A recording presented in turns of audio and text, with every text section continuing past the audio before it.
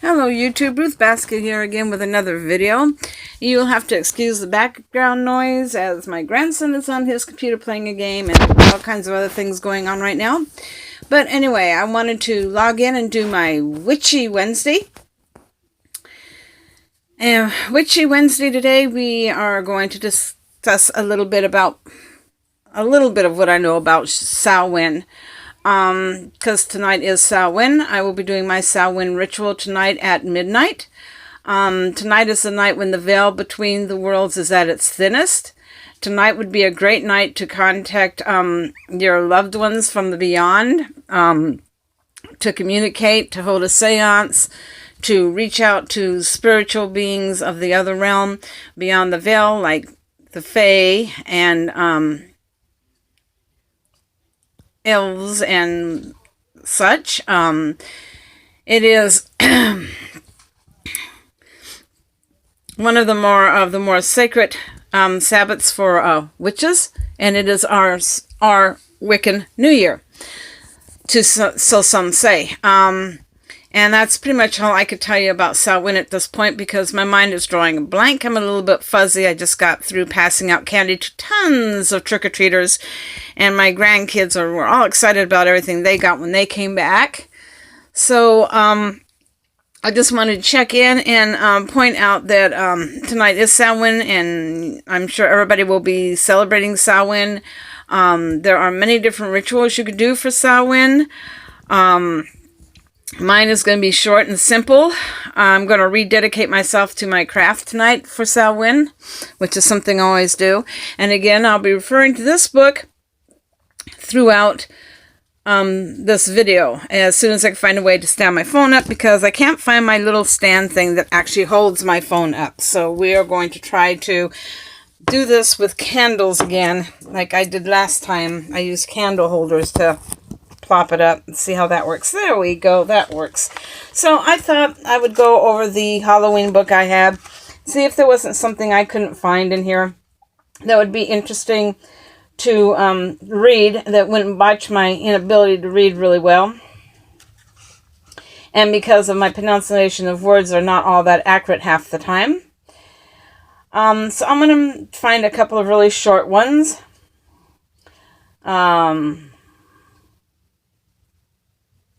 Let's see if I can find something here that would be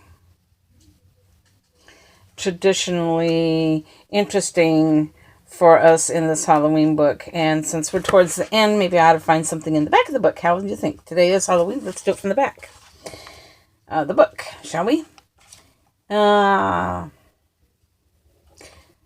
wow, this is interesting.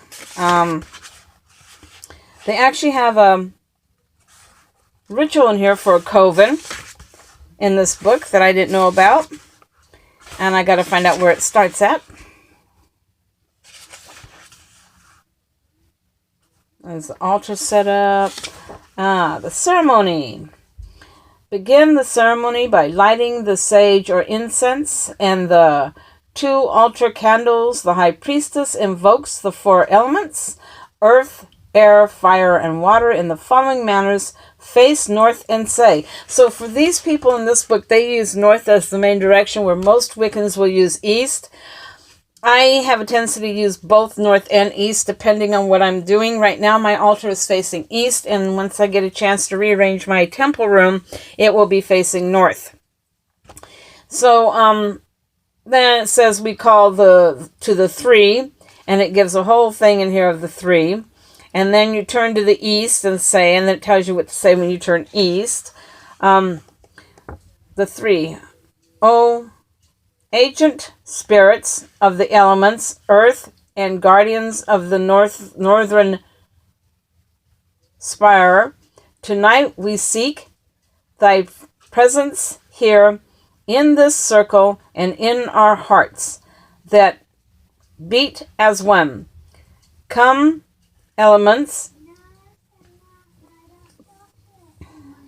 come, we beseech thee, bring forth thy strength, stability, and magic. Partake of this Sabbath rite, and blessed be. And that's the calling to the three. And then you're supposed to turn east. We call to thee, O agent spirits of the elements, air, and guardians of the eastern spire. Tonight we seek the presence here in this circle and in our hearts that beat as one. Come, elements, come, we beseech thee. So this is how you call forth the elements for this rite. And then it says, bring forth thy wisdom, dreams, and creativity, partake of the Sabbath rite, and blessed be.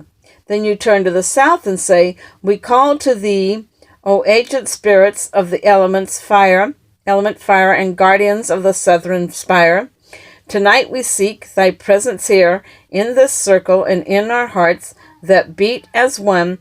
Come, elements, come, we beseech thee, and bring forth thy warmth, energy, flames of passion, partake of the Sabbath rite, and blessed be. Turn west and say, we call to thee, O agent spirits of the element water, and guardians of the western spire. Tonight we seek thee, thy presence here in this circle and in our hearts that beat as one. And then you go, come, elements, come, we beseech thee, bring forth thy love, intellect and power, to cleanse, partake of this Sabbath rite, and blessed be. And that's the casting of the circle for the Samhain ritual. So it gives a whole list of this. I didn't take time to go over this, so I could have actually have done this for you guys tonight. But that's part of how they cast the circle for this. There's a whole rite in here for all of this. And like I said, this is a really wonderful book. They even have pagan gods that you could call on tonight, like Ammon-He, Egyptian Aaron, Welsh, Corn Father, Native American, Coyote Brother, Native American, Dugda, Irish, Doris, Roman, Edit, the Voodoo, Hades, Greek, Norse, Carnunus or Cronus, Loki, Norse, Medusa, Lampent, and Nifriti, Egyptian, Odin, Norse, Pluto, Gecko, Roman. So depending on what you follow, and I follow a lot of the Celtics, so mine would have been the All-Father Dagda. And then they have goddesses. They give a whole list of different pagan goddesses to use. And I would probably find the one in here that says that's Irish. So they have two. But, I'm thinking, but they don't show her. But Danu would have been the one I would have thought would have been the most likely one to be summoned on this time, because she's the All-Mother, and she would have been summoned with the All-Father, but they don't. The Irish, Scottish ones, they have that listed. Prahana, however you pronounce that, is Irish. That's pretty much, what they give you in this book.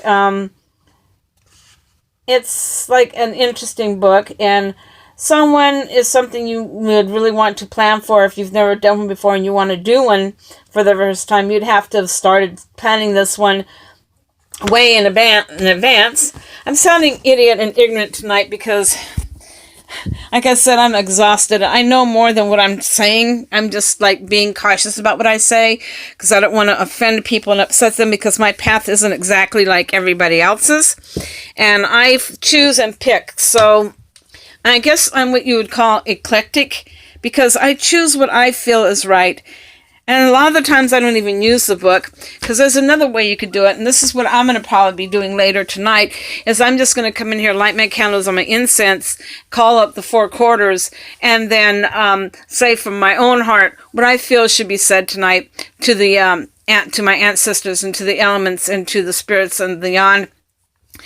Because by making a ritual yourself and by writing your own personal ritual up, you are making it you, a part of you, and you're using how you feel and what you think, and you're actually not just using somebody else's words.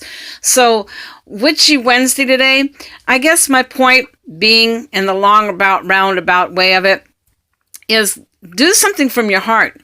Use it from your own mind and your own words and your own feelings and your own thoughts. And call the elements the way you want to call them. And call forth your ancestors the way you want to call forth them. But be respectful and be mindful of them and be thankful for them and be grateful for everything they've done for us. And remember them in positive ways. And think of things in a more positive manner instead of just thinking about things and not giving consideration. You know, we must always remember to be mindful and respectful to our ancestors. I remember when I first started studying Wiccan, and I'm going to share a little bit of that with you tonight because originally this is what I was going to do. When I first got interested, see, I grew up in a Pentecostal home. So, like, my grandmother was a Pentecostal.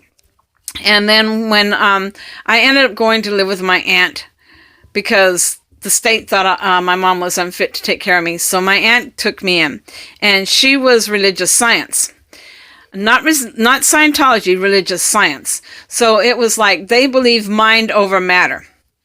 And I guess maybe that's where it piqued a little bit of interest in Wiccan for me there, because witches do the whole mind over matter thing. But they still preach Jesus, they still preach to heaven, and they still preach to hell. And I was getting really tired of always constantly being told I was a sinner, and every time I went to church I had to repent my sins.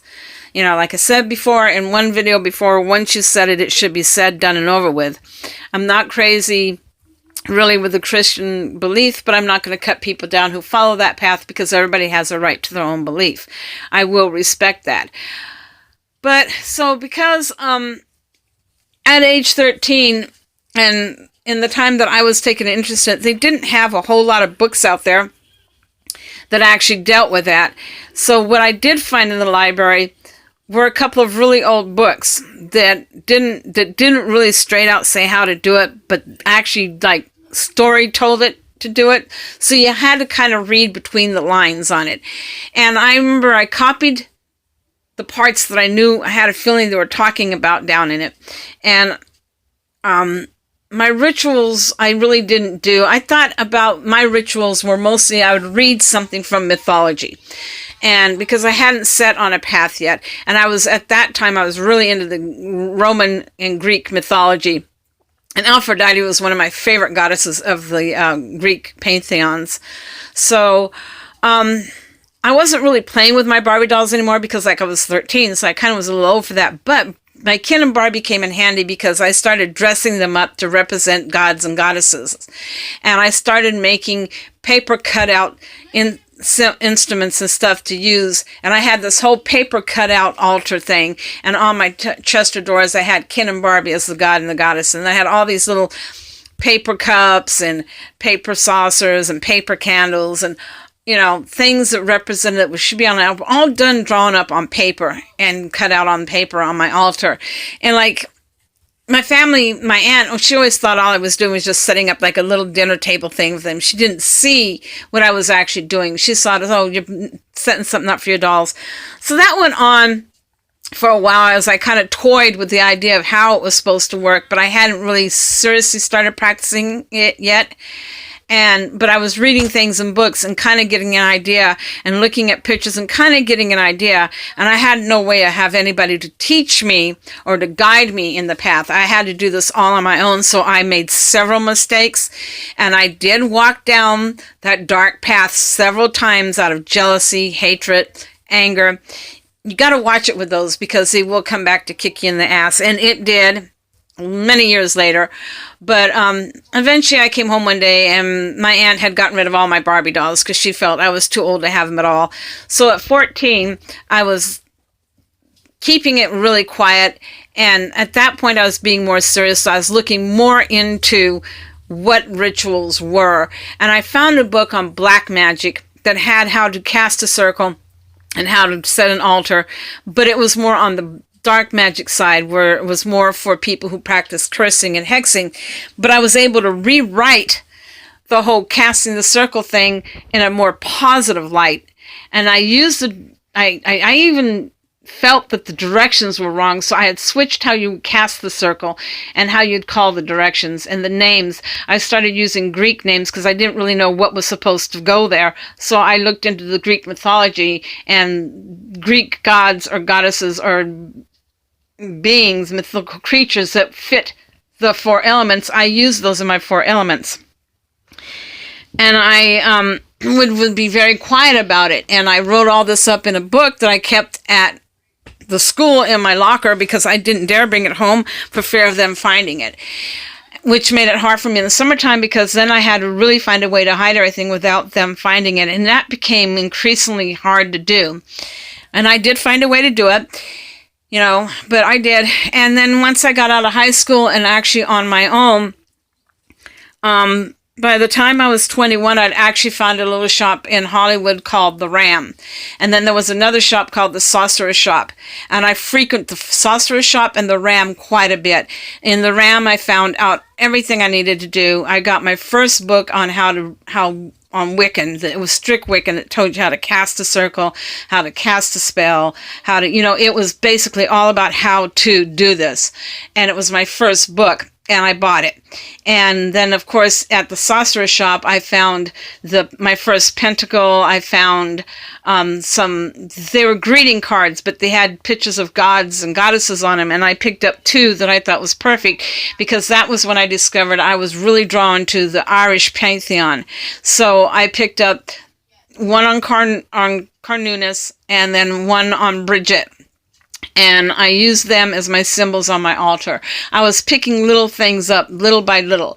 And I was starting to jot things down in a binder book because I didn't know where to get really a book of shadows. And every time I would inquire between the Sorcerer's Shop and the Ram, they were always out. And this is also about the time I came into contact with the Necronomicon, which I owned the first print of it out in hardback. And some say, well, the Necronomicon is fake.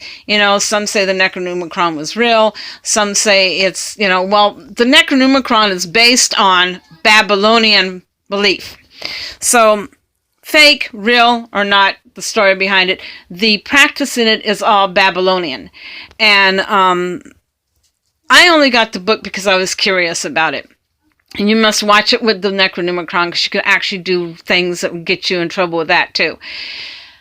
So that's pretty much how I started. So by the time I was 21, I was more into casting the spells and, not really practicing the casting the circle as much as, I could do this spell for this and I could do this spell for that. And not having a teacher, once again, if I felt somebody was a threat, I walked that dark path. So my early practices was into black magic. Bad mistake, because later on in my life, I got knocked on my ass for it and I deserved it. But that woke me up. And I discovered the practicing of casting the circles through Raymond Buckland's big blue book on witchcraft that he put out, his big blue book. That was my first book on all the pantheons, how to cast a circle, solitary and group-wise, coven-wise, and I was doing solitary. So his book actually taught me more about what I was following than anything else I'd ever found. And I followed that for the longest time until DJ Conway put out her Dancing with Dragons, and that's when I knew I wanted to work with dragon energy. And of course, by then, I was in my late 30s. So by then, I was ready to step up the notch, because all that time I had been reading Buckland's book and practicing my Sabbats and working with the deities the way you're supposed to, and I wasn't casting spells as often, and I was working with my crystal energies, and I was working with my psychic ability, and I was honoring the deities, so I had found the spiritual side of it. So by the time I got into the dragon mysticism, I was there. I was ready for it, and I was in my late 30s. So from my late 30s to my 40s, I stayed with the dragon studies. And this is how I have been working my magic. That's how I got started. I used props a lot, and Barbies and kin came in handy. So if a lot of you who are quiet and can't be out in the open about it. There are a lot of ways around it where you can still work it silently and on your own. There's more books out there now on the subject than there was when I was growing up. So a lot of you new beginners have a great advantage there. But it is still, from my opinion, to always think of what you want and go within yourself, write it up yourself, make it yourself, do it yourself. There's more power in doing it from your heart, from your own words, and from your own ideas than picking up a book and just copying it and reading it. Doing it yourself makes it more powerful, makes it stronger, makes it more meaningful. Doing your own book of shadows, and you don't have to have a fancy book of shadows. You can use a free ring binder if you want to. And there's an added advantage to that because you can always switch the paper pages out and change it around and do away with one piece that may not work for you anymore because you've written something else that works better. And that is a good advantage to that. So that's where I wanted to go with Witchy Wednesday. I hope you like this Witchy Wednesday. I hope you like this video. If you do, link it, share it, leave comments below. Hit the bell so you're notified when I upload more videos. Be nice with your comments. I won't tolerate bullying or hate remarks. And I'm interested to know what you think, so please let me know. I might be 61, but I'm still capable of learning new things. So I'm interested in any ideas you may have. In the meantime, remember to always be yourself, unless you can be a dragon. Then always be a dragon. Blessed be.